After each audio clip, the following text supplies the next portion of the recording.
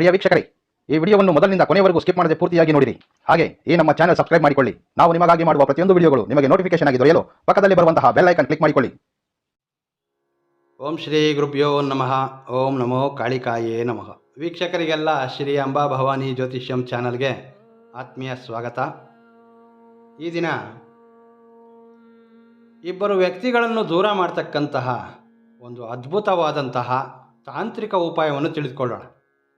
ಮುಖ್ಯವಾಗಿ ಯಾವ ಸಮಯದಲ್ಲಿ ನಾವು ಈ ರೀತಿಯ ಉಪಾಯಗಳನ್ನು ಪ್ರಯತ್ನ ಮಾಡಬಹುದು? ನಿಜ ಹೇಳಬೇಕು ಅಂದರೆ ಇಬ್ಬರು ವ್ಯಕ್ತಿಗಳನ್ನು ದೂರ ಮಾಡ್ತಕ್ಕಂತಹದ್ದು ಪಾಪದ ಕಾರ್ಯವೇ ಹೌದು. ಆದರೆ ಕೆಲವೊಂದು ಅನಿವಾರ್ಯ ಸಂದರ್ಭಗಳಲ್ಲಿ ಈ ರೀತಿಯ ಉಪಾಯಗಳನ್ನು ಪ್ರಯತ್ನ ಮಾಡಲೇಬೇಕಾಗಿರ್ತದೆ. ಆ ರೀತಿಯ ಸಂದರ್ಭಗಳಾದರೂ ಯಾವುದು ಅಂದರೆ, ನನಗೀಗಾಗಲೇ ಬಹಳಷ್ಟು ಸಂಖ್ಯೆಯಲ್ಲಿ ಕರೆ ಬಂದಿರುತ್ತವೆ. ಹಾಗೆ ಕೆಲವೊಬ್ಬರು ಕಾಮೆಂಟ್ಸಲ್ಲಿ ವಿಚಾರಣೆ ಮಾಡಿರ್ತಾರೆ.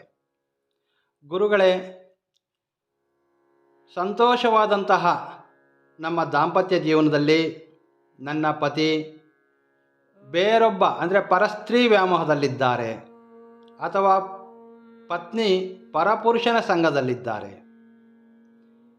ಹೆಚ್ಚಿನ ದಿನಗಳಿಂದ ಸುಖದಿಂದ ನಡೆದಿರತಕ್ಕಂತಹ ನಮ್ಮ ಪ್ರೀತಿ ಜೀವನದಲ್ಲಿ ಅಂದರೆ ಪ್ರೇಮಿಗಳ ನಡುವೆ ಮೂರನೇ ವ್ಯಕ್ತಿಯ ಹೊಸ ಪರಿಚಯವಾದಾಗ ನಿಮ್ಮ ಪ್ರೇಮಿ ಈಗ ನಿಮ್ಮನ್ನು ಅವಾಯ್ಡ್ ಮಾಡ್ತಾ ಆ ಮೂರನೇ ವ್ಯಕ್ತಿಯ ಹಿಂದೆ ಬಿದ್ದಿದ್ದಾರಲಿ, ಅವರಿಬ್ಬರನ್ನು ದೂರ ಮಾಡಿ ಮತ್ತೆ ನಿಮ್ಮ ಒಂದು ಸಂಬಂಧವನ್ನು ಗಟ್ಟಿ ಮಾಡಿಕೊಳ್ಳೋದಕ್ಕಾಗಿ ದಂಪತಿಗಳು ಪ್ರೇಮಿಗಳು ಸಹ ಈ ಒಂದು ಉಪಾಯವನ್ನು ಪ್ರಯತ್ನ ಮಾಡಬಹುದು. ಹಾಗೆ ಕೆಲವೊಂದು ಕುಟುಂಬಗಳಲ್ಲಿ ಮಕ್ಕಳು ದುಷ್ಟ ಸ್ನೇಹಿತರ ಸಹವಾಸವನ್ನು ಮಾಡಿರ್ತಾರೆ. ಎಷ್ಟೇ ನೀವು ಅವರಿಗೆ ತಿಳಿ ಹೇಳಿಸಿದ್ರೂ ಸಹ, ಎಷ್ಟೇ ಬುದ್ಧಿ ಮಾತುಗಳನ್ನು ಹೇಳಿದರೂ ಸಹ ಆ ದುಷ್ಟ ಸ್ನೇಹಿತರ ಸಹವಾಸವನ್ನು ಬಿಡ್ತಾ ಇರೋದು. ಇವರು ಎಷ್ಟರ ಮಟ್ಟಿಗೆ ಇರ್ತಾರೆ ಮಕ್ಕಳಂದರೆ, ಕುಟುಂಬದಲ್ಲಿ ನಿಮ್ಮ ಅಂದರೆ ಕುಟುಂಬದ ಹಿರಿಯರ ಮಾತನ್ನು ಸಹ ಕೇಳೋದಿಲ್ಲ. ಆ ದುಷ್ಟ ಸ್ನೇಹಿತರ ಮಾತನ್ನು ಇವರು ಹೆಚ್ಚಾಗಿ ಫಾಲೋ ಮಾಡ್ತಾ ಇರ್ತಾರೆ. ಅಂತಹ ಸಂದರ್ಭಗಳಲ್ಲಿ ಆ ಇರ್ತಕ್ಕಂತಹ ಇಬ್ಬರ ನಡುವೆ ರಿಲೇಷನ್ಶಿಪ್ ಏನಿರ್ತದೆ ಅದನ್ನು ಬೇರ್ಪಡಿಸೋದಕ್ಕಾಗಿ ಈ ಒಂದು ಉಪಾಯವನ್ನು ಪ್ರಯತ್ನ ಮಾಡಬಹುದು. ಆದರೆ ಯಾವುದೇ ದುರಾಲೋಚನೆ ದುರುದ್ದೇಶಕ್ಕಾಗಿ ಈ ಉಪಾಯವನ್ನು ಬಳಸ್ಕೊಳ್ಬಾರ್ದು. ಸದುದ್ದೇಶದಿಂದ ಕೂಡಿದಂತಹ ಸಮಸ್ಯೆಗಳಿಗೆ ಖಂಡಿತವಾಗಿಯೂ ನೀವು ಇದರಿಂದ ಶುಭ ಫಲವನ್ನು ಪಡೆಯುತ್ತೀರಿ. ದಂಪತಿಗಳು ಖಂಡಿತ ಪ್ರಯತ್ನಿಸಬಹುದು. ವಿವಾಹವಾಗಲು ಪ್ರಯತ್ನ ಮಾಡ್ತಾ ಇರ್ತಕ್ಕಂತಹ ಪ್ರೇಮಿಗಳು ಪ್ರಯತ್ನ ಮಾಡಬಹುದು. ಮಕ್ಕಳು ಹಿರಿಯರ ಮಾತು ಕೇಳೋದಕ್ಕೆ ಮನೆಯಲ್ಲಿ ಹಿರಿಯರು ಈ ಒಂದು ಉಪಾಯವನ್ನು ಪ್ರಯತ್ನ ಮಾಡಬಹುದು. ಪ್ರೇಮಿಗಳ ನಡುವೆ ಮೂರನೇ ವ್ಯಕ್ತಿಯ ಪ್ರವೇಶ, ಆ ವ್ಯಕ್ತಿ ಪ್ರವೇಶ ಆದಮೇಲೆ ನಿಮ್ಮನ್ನು ಅವಾಯ್ಡ್ ಮಾಡ್ತಾ ಇರ್ತಾರೆ, ನಿಮ್ಮನ್ನು ಬ್ಲಾಕ್ ಮಾಡಿರ್ತಾರೆ. ಆ ಮೂರನೇ ವ್ಯಕ್ತಿ ನಿಮ್ಮಿಬ್ಬರಿಂದ ದೂರವಾಗಿ ಮತ್ತೆ ನಿಮ್ಮಿಬ್ಬರ ಪ್ರೀತಿ ಜೀವನ ಸರಿ ಹೋಗಲಿಕ್ಕೆ, ದಂಪತಿಗಳಲ್ಲಿ ದಾಂಪತ್ಯ ಜೀವನ ಸರಿ ಮಾಡಿಕೊಳ್ಳೋದಕ್ಕೆ ಪತಿ ಅಥವಾ ಪತ್ನಿ, ಸ್ತ್ರೀ ಅಥವಾ ಪುರುಷ ಯಾರು ಬೇಕಾದರೂ ಈ ಉಪಾಯವನ್ನು ಪ್ರಯತ್ನ ಮಾಡಬಹುದು. ಹಾಗಾದರೆ ಈ ಉಪಾಯವನ್ನು ಪ್ರಯತ್ನಿಸೋದಾದರೂ ಹೇಗೆ? ತಾಂತ್ರಿಕ ವಿದ್ಯೆಗಳನ್ನು ತಿಳಿಸುವಾಗ ಸಂಪೂರ್ಣವಾದ ಮಾಹಿತಿಯನ್ನು ತಿಳಿಸ್ಕೊಳ್ಬೇಕು. ವಿಡಿಯೋವನ್ನು ಸ್ಕಿಪ್ ಮಾಡದೆ ಪೂರ್ತಿಯಾಗಿ ನೋಡುವಂತಹ ಪ್ರಯತ್ನವನ್ನು ಮಾಡಿ. ಈಗ ಈ ಒಂದು ಉಪಾಯಕ್ಕೆ ಸಂಬಂಧಿಸಿದಂತಹ ಒಂದು ಯಂತ್ರವನ್ನು ರಚನೆ ಮಾಡಬೇಕಾಗಿರ್ತದೆ. ಬಿಳಿ ಹಾಳೆಯ ಮೇಲೆ ನೀವು ಯಂತ್ರವನ್ನು ರಚನೆ ಮಾಡಬಹುದು. ತುಂಬ ಸುಲಭವಾಗಿರ್ತಕ್ಕಂತಹ ಯಂತ್ರವೇ. ನಾನೀಗ ನಿಮಗೆ ಬರೆದು ತೋರಿಸ್ತೇನೆ. ಮೊದಲು ಒಂದು ಬಿಳಿ ಹಾಳೆಯನ್ನು ತೆಗೆದುಕೊಂಡು ಯಾವುದಾದ್ರೂ ಒಂದು ಮಾರ್ಕರ್ ಪೆನ್ ತೆಗೆದುಕೊಳ್ಳಿ. ಅದರಲ್ಲಿ ಒಂದು ಆಯತಾಕಾರವನ್ನು ರಚನೆ ಮಾಡಿ. ಮಾರ್ಕರ್ ಪೆನ್ನಿಂದ ನೀವು ಒಂದು ಆಯತಾಕಾರವನ್ನು ರಚನೆ ಮಾಡಬಹುದು.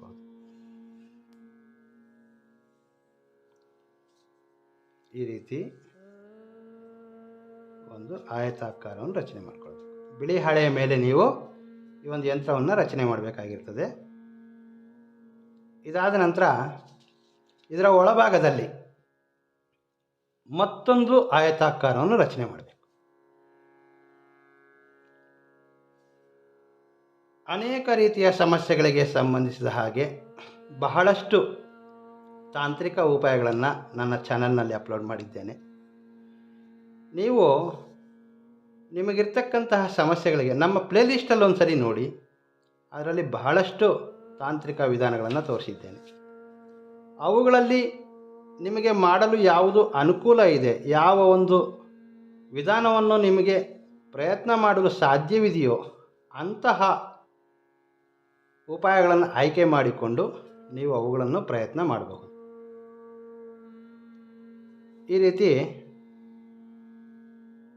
ಯಂತ್ರದ ಮಧ್ಯಭಾಗದಲ್ಲಿ ಮೇಲಿಂದ ಕೆಳಭಾಗಕ್ಕೆ 5 ಮನೆಗಳು, ಬಲಭಾಗಕ್ಕೆ 7 ಮನೆಗಳು ಬರಬೇಕು.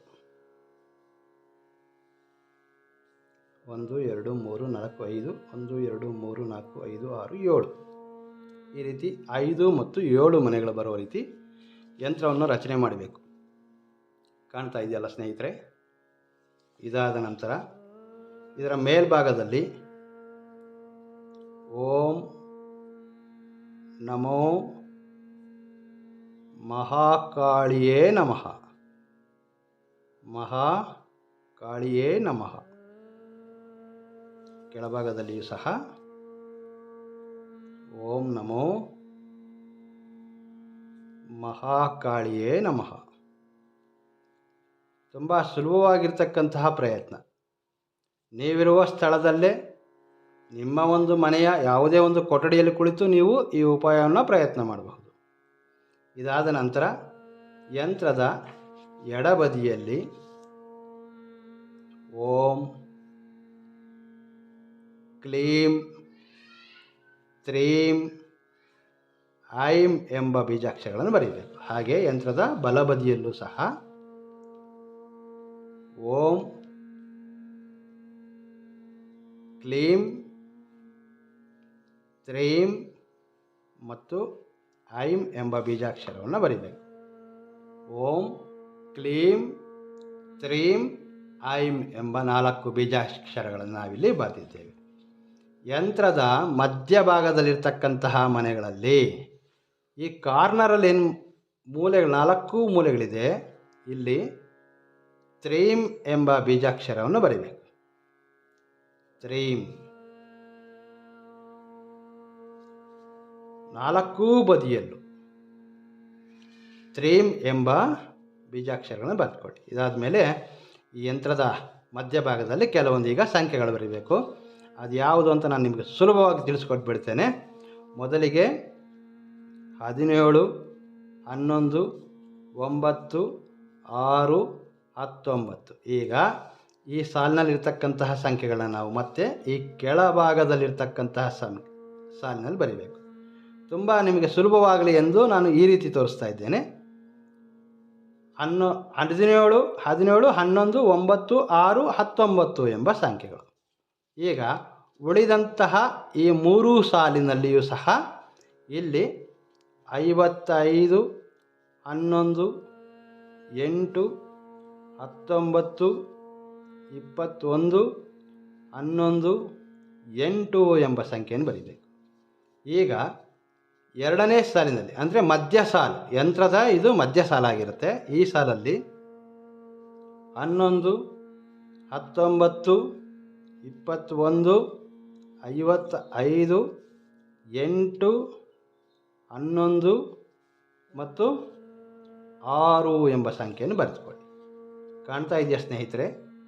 ಇನ್ನುಳಿದ ಕೊನೆಯ ಸಾಲಿನಲ್ಲಿ 21 55 19 8 11 6 ಮತ್ತು 55 ಎಂಬ ಸಂಖ್ಯೆಯನ್ನು ಬರೀಬೇಕು. ನಿಮಗೆ ಕಾಣಲಿದೆ ಎಂದು ನಾನು ಭಾವಿಸಿದ್ದೇನೆ.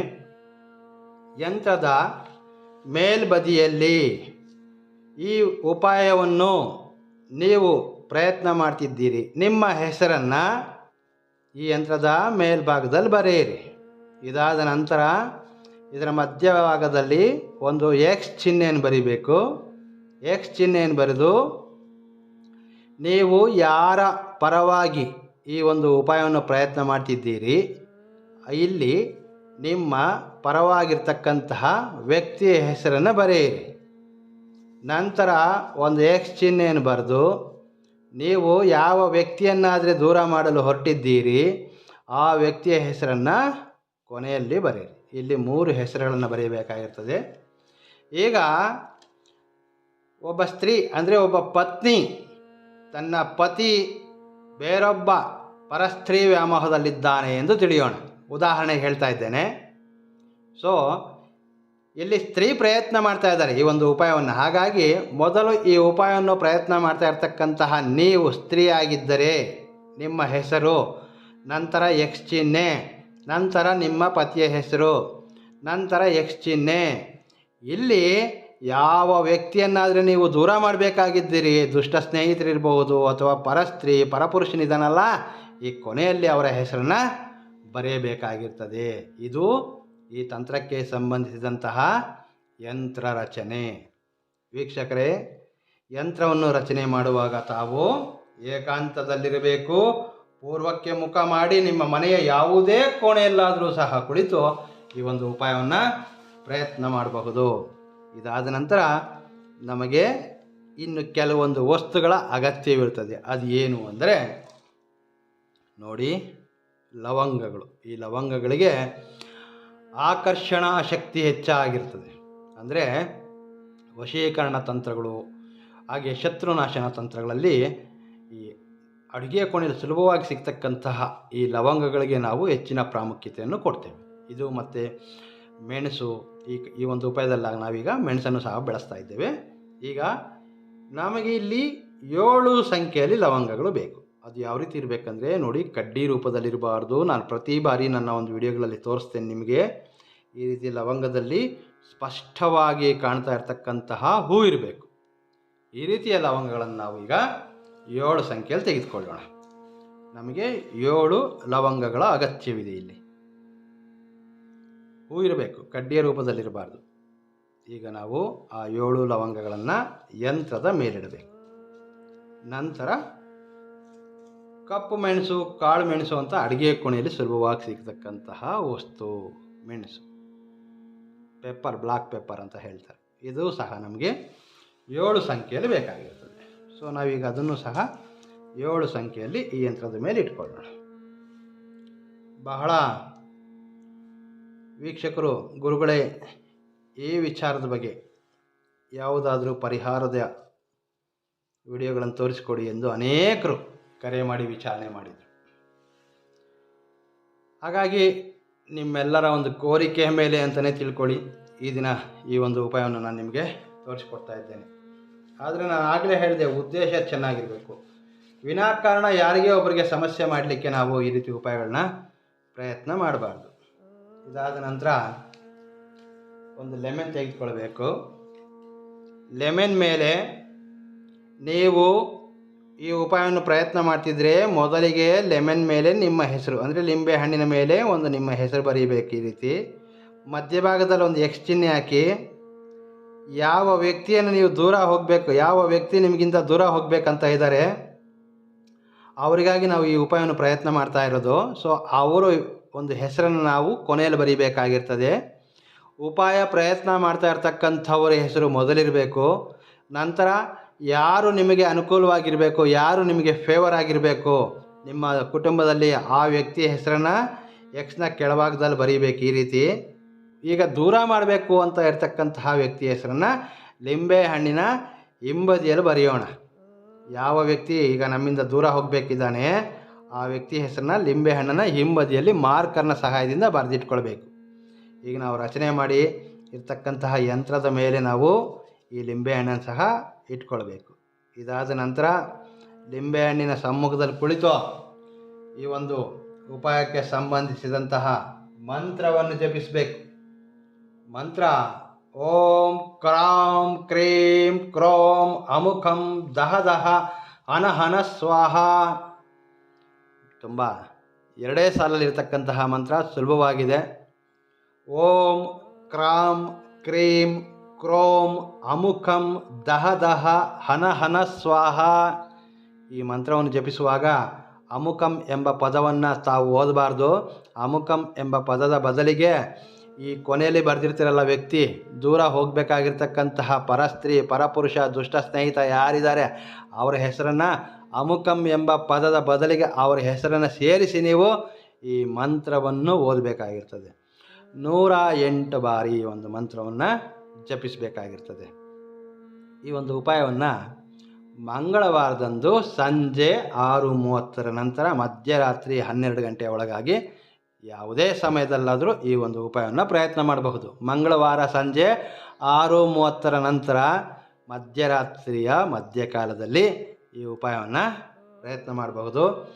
ತಂತ್ರ ಮಾಡುವಾಗ ಏಕಾಂತವಾಗಿರಬೇಕು. ತಂತ್ರಗಳನ್ನು ಮಾಡುವಾಗ ಯಾರೂ ನಿಮ್ಮನ್ನು ಗಮನಿಸಬಾರ್ದು. ಪೂರ್ವ ದಿಕ್ಕಿಗೆ ಮುಖ ಮಾಡಿ ಕುಳಿತಿರಬೇಕು. ಮಂತ್ರ ಪಠಣೆ 108 ಬಾರಿ, ನಾನೀಗ ತಿಳಿಸಿದಂತಹ ಮಂತ್ರವನ್ನು ತಾವು 108 ಬಾರಿ ಜಪಿಸಬೇಕಾಗಿರ್ತದೆ ಯಂತ್ರದ ಮುಂದೆ ಕುಳಿತು. ಮಂತ್ರ ಪಠಣೆ ಸಮಾಪ್ತಿಯಾದ ಮೇಲೆ ಈ ಬಿಳಿ ಹಾಳೆಯಲ್ಲಿ ರಚನೆ ಮಾಡಿರ್ತಕ್ಕಂತಹ ಯಂತ್ರ ಹಾಗೆ ಇದರಲ್ಲಿರ್ತಕ್ಕಂತಹ ವಸ್ತುಗಳನ್ನೆಲ್ಲ ಒಂದು ಹಳದಿ ಬಟ್ಟೆಯಿಂದ ಒಂದು ಗಂಟನ್ನಾಗಿ ಮಾಡಿಕೊಳ್ಬೇಕು. ನಾವು ಒಂದು ಹಳದಿ ಬಟ್ಟೆಯನ್ನು ತೆಗೆದುಕೊಳ್ಳೋಣ. ಈಗ ಈ ರೀತಿ ನಂತರ ಏನು ಮಾಡೋಣ, ನಾವು ಇದರಲ್ಲಿ ಬಳಸಿರ್ತಕ್ಕಂತಹ ಎಲ್ಲ ವಸ್ತುಗಳನ್ನೀಗ ಒಂದು ಗಂಟನ್ನಾಗಿ ಮಾಡೋಣ. ತುಂಬ ಸುಲಭವಾಗಿರ್ತಕ್ಕಂತಹ ಉಪಾಯ, ಯಾವುದೇ ಖರ್ಚಿಲ್ಲ, ಯಾರ ಸಹಾಯವೂ ಅಗತ್ಯವಿಲ್ಲ. ನಿಮ್ಮ ಸಮಸ್ಯೆಗೆ ಪರಿಹಾರ ಸ್ವತಃ ನಿಮ್ಮ ಕೈಯಿಂದಲೇ ಪ್ರಯತ್ನ ಮಾಡಬಹುದು. ಯಂತ್ರವನ್ನು ನಾವೀಗ ಈ ರೀತಿ ಫೋಲ್ಡ್ ಮಾಡೋಣ. ಫೋಲ್ಡ್ ಮಾಡಿ ನಾವು ಹಳದಿ ವಸ್ತ್ರದಲ್ಲಿ ಈಗ ನಾವು ಯಂತ್ರದೊಂದಿಗೆ ಈ ವಸ್ತುಗಳನ್ನೆಲ್ಲ ಸೇರಿಸಿ ಒಂದು ಮುಡಿ ಕಟ್ಟೋಣ. ಮುಡಿ ಕಟ್ಟೋದಂದರೆ ಒಂದು ಗಂಟನ್ನಾಗಿ ಮಾಡ್ಕೊಳ್ಬೇಕಂದ್ರೆ ಆ ವಸ್ತ್ರದಿಂದ ಇದರಲ್ಲಿರ್ತಕ್ಕಂತಹ ವಸ್ತುಗಳು ಆಚೆ ಚೆಲ್ಲಬಾರ್ದು ಅನ್ನೋ ಉದ್ದೇಶಕ್ಕಾಗಿ ನಾವಿಲ್ಲಿ ಈ ರೀತಿ ಮುಡಿಯನ್ನು ಹಾಕ್ತಾಯಿದ್ದೀವಿ. ನಂತರ ಏನು ಮಾಡಬೇಕು, ಈ ಉಪಾಯವನ್ನು ನೀವು ಮಂಗಳವಾರ ಪ್ರಯತ್ನ ಮಾಡಿರ್ತೀರಿ ಅಲ್ವಾ? ಮಂಗಳವಾರ ಪ್ರಯತ್ನ ಮಾಡಿರ್ತಕ್ಕಂತಹ ಈ ಒಂದು ಗಂಟನ್ನು ನೀವು ಮಲಗುವಂತಹ ಸ್ಥಳದಲ್ಲಿ ನಿಮ್ಮ ಹಾಸಿಗೆ, ಪಿಲ್ಲೋ ಅಥವಾ ನಿಮ್ಮ ಒಂದು ಬೆಡ್ರೂಮಲ್ಲಿ ಯಾವುದಾದ್ರೂ ಒಂದು ಕಬೋರ್ಡೋ ಬೀರುವೋ ಯಾವುದಾದ್ರೂ ಇದ್ದರೆ ಅದರಲ್ಲಿ ನಿಮ್ಮ ಒಂದು ಕೋಣೆಯಲ್ಲಿ ಇದು ಸದಾ ನಿಮ್ಮೊಂದಿಗೆ ಇರಲಿಕ್ಕೆ ಆ ರೀತಿ ಇದನ್ನು ಇಟ್ಕೊಳ್ಬೇಕು. ಬೆಸ್ಟ್ ಅಂದರೆ ನೀವು ಮಲಗುವಂತಹ ಒಂದು ಹಾಸಿಗೆ ಕೆಳಭಾಗದಲ್ಲೋ ಪಿಲ್ಲೋ ಕೆಳಭಾಗದಲ್ಲೋ ಇಟ್ಕೊಂಡ್ರೆ ಒಳ್ಳೆಯದು. ಸಾಧ್ಯವಿಲ್ಲ ಎಂಬುವರು ಅಟ್ಲೀಸ್ಟ್ ನಿಮ್ಮ ಒಂದು ನೀವು ನಿದ್ರಿಸ್ತಕ್ಕಂತಹ ಒಂದು ಕೋಣೆಯಲ್ಲಿ ಇದನ್ನು ಇರಿಸಬೇಕು. ಯಾವತ್ತು ನಾವು ಮಂಗಳವಾರ ಇದನ್ನು ಪ್ರಯತ್ನ ಮಾಡಿದ್ದೇವೆ. ಮಂಗಳವಾರ ಈ ಒಂದು ಗಂಟನ್ನು ನಾವು ಈಗ ನಾವು ನಿದ್ರಿಸ್ತಕ್ಕಂತಹ ಸ್ಥಳದಲ್ಲಿ ಇರಿಸಿರಬೇಕು. ಮಂಗಳವಾರ ಎಷ್ಟು ದಿನಗಳ ಮಟ್ಟಿಗೆ? ಮಂಗಳವಾರ, ಬುಧವಾರ, ಗುರುವಾರ ರಾತ್ರಿ, ಅಂದರೆ 3 ದಿನಗಳ ರಾತ್ರಿ ಇದನ್ನು ನಿಮ್ಮ ಬಳಿ ಇಟ್ಕೊಳ್ಬೇಕು. ಮಂಗಳವಾರ ರಾತ್ರಿ, ಬುಧವಾರ ರಾತ್ರಿ, ಗುರುವಾರ ರಾತ್ರಿ. ಶುಕ್ರವಾರದ ದಿನ ಬೆಳಗ್ಗೆ ಒಂದು 7 ಗಂಟೆಯ ನಂತರ 10 ಗಂಟೆಯ ಒಳಗಾಗಿ ಈ ಒಂದು ಗಂಟನ್ನು ನಿಮ್ಮ ಮನೆಯಿಂದ ಹೊರಗಡೆ ತೆಗೆದುಕೊಂಬಂದು ನೋಡಿ, ಮನೆ ಮುಂದೆ ಮಾಡೋದಾದರೆ ಮನೆಯಿಂದ ಹೊರಗಡೆ ಬಂದರೆ ಈ ರೀತಿ ಒಂದು ಪ್ಲೇಟ್ ಇಟ್ಕೊಳ್ಳಿ, ಅಥವಾ ಮನೆಯ ಟೆರೆಸ್ ಮೇಲೆ ಅವಕಾಶ ಇದ್ದರೆ ಮನೆ ಮೇಲೆ ಹೋಗಿ, ಅಥವಾ ಮನೆ ಹತ್ರ ಮಾಡಲಿಕ್ಕೆ ಸಾಧ್ಯ ಇಲ್ಲ ಅಂದವರು ಯಾವುದಾದ್ರೂ ಮನೆಯಿಂದ ದೂರ ಒಂದು ನಿರ್ಜನ ಪ್ರದೇಶಕ್ಕೆ ಹೋಗಿ ಅಲ್ಲಿ ಈ ಗಂಟನ್ನಿಡಿ. ನಿರ್ಜನ ಪ್ರದೇಶದಲ್ಲಿ ಸುಡುವಂಥದ್ದಾದರೆ ಈ ಪ್ಲೇಟ್ನ ಅಗತ್ಯ ಇರೋದಿಲ್ಲ.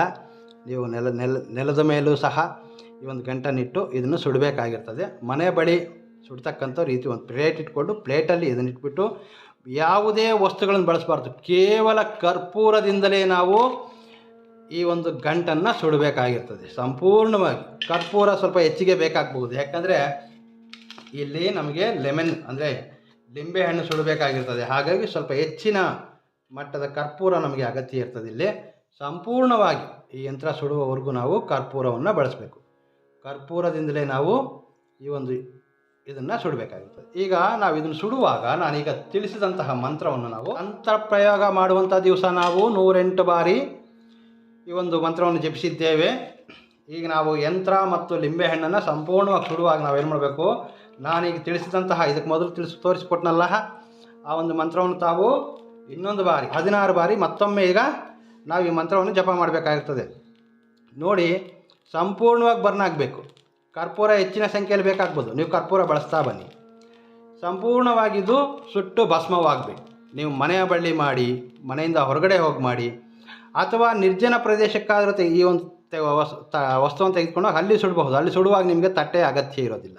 ಆದರೆ ಸುಡುವಾಗ ನೀವು ಮತ್ತೊಮ್ಮೆ 16 ಬಾರಿ ಓಂ ಕ್ರಾಂ ಕ್ರೀಂ ಕ್ರೋಂ ಅಮುಕಂ ದಹ ದಹ ಹನ ಹನ ಸ್ವಾಹ, ಓಂ ಕ್ರಾಂ ಕ್ರೀಂ ಕ್ರೋಂ ಅಮುಕಂ ದಹ ದಹ ಹನ ಹನ ಸ್ವಾಹ. ಅಮುಕಂ ಎಂಬ ಪದವನ್ನು ತೆಗಿಬೇಕು. ಅಲ್ಲಿ ವ್ಯಕ್ತಿಯ ಹೆಸರನ್ನು ಸೇರಿಸಿ ಇದನ್ನು 16 ಬಾರಿ ಜಪಿಸಬೇಕಾಗಿರ್ತದೆ. ಬಹಳ ಸುಲಭವಾಗಿರ್ತಕ್ಕಂತಹ ಉಪಾಯವನ್ನು ನಾನೀಗ ನಿಮಗೆ ತೋರಿಸಿಕೊಟ್ಟಿದ್ದೇನೆ.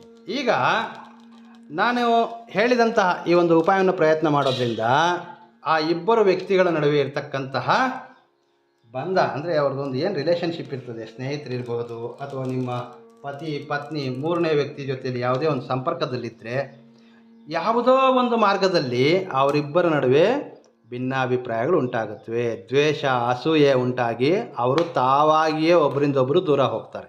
ತುಂಬ ಸರಳವಾಗಿರ್ತಕ್ಕಂತಹ ಮಾರ್ಗ. ಈ ಒಂದು ಉಪಾಯವನ್ನು ಪ್ರಯತ್ನ ಮಾಡಬೇಕು ಅಂತಂದರೆ ಮಂಗಳವಾರ ಮಾತ್ರವೇ ಪ್ರಯತ್ನ ಮಾಡಬೇಕು, ಸಂಜೆ 6:30 ನಂತರ. ತುಂಬ ಶಕ್ತಿಶಾಲಿಯಾದಂತಹ ಮಂತ್ರವನ್ನು ತಿಳಿಸ್ಕೊಟ್ಟಿದ್ದೇನೆ. ಸದುದ್ದೇಶಕ್ಕಾಗಿ ಬಳಸ್ಕೊಳ್ಳಿ. ಖಂಡಿತವಾಗಿಯೂ ನೀವು ಇದರಿಂದ ನಿಮ್ಮ ಪ್ರೀತಿಯಲ್ಲಿ ಬಂದಿರತಕ್ಕಂತಹ ಮೂರನೇ ವ್ಯಕ್ತಿ ಆಗಿರಬಹುದು, ದಂಪತಿಗಳ ನಡುವೆ ಬಂದಿರತಕ್ಕಂತಹ ಪರಸ್ತ್ರೀ ಪರಪುರುಷನಾಗಿರಬಹುದು, ನಿಮ್ಮ ಮಕ್ಕಳ ದುಷ್ಟ ಸ್ನೇಹಿತರು, ಇವರ ನಡುವೆ ಯಾವುದೋ ಒಂದು ಮಾತುಗಳು ಬರಬಹುದು, ಮನಸ್ತಾಪಗಳಾಗಬಹುದು, ಭಿನ್ನಾಭಿಪ್ರಾಯಗಳು ಬರಬಹುದು. ಅವರೇ ಒಬ್ಬರಿಂದ ಒಬ್ಬರು ದ್ವೇಷದಿಂದ ಆಗಲಿ ಯಾವುದೋ ಒಂದು ಅವರಿಬ್ಬರು ದೂರ ಹೋಗಲಿಕ್ಕೆ ಯಾವುದೋ ಒಂದು ಮಾರ್ಗ ಎಂಬುದು ಕಾಣ್ತೀರಿ. ಖಂಡಿತವಾಗಲೂ ಮತ್ತೆ ಆ ವ್ಯಕ್ತಿಗಳು ನಿಮ್ಮೊಂದಿಗೆ ಅನುಕೂಲವಾಗಿರ್ತಾರೆ. ಮಾಹಿತಿ ಇಷ್ಟವಾದರೆ ಲೈಕ್ ಮಾಡಿ, ನಿಮ್ಮ ಸ್ನೇಹಿತರೊಂದಿಗೆ ಈ ವಿಡಿಯೋವನ್ನು ಶೇರ್ ಮಾಡಿಕೊಳ್ಳಿ. ನಮಸ್ಕಾರ. ಸರ್ವೇ ಜನೋ ಸುಖಿನೋ ಭವಂತು.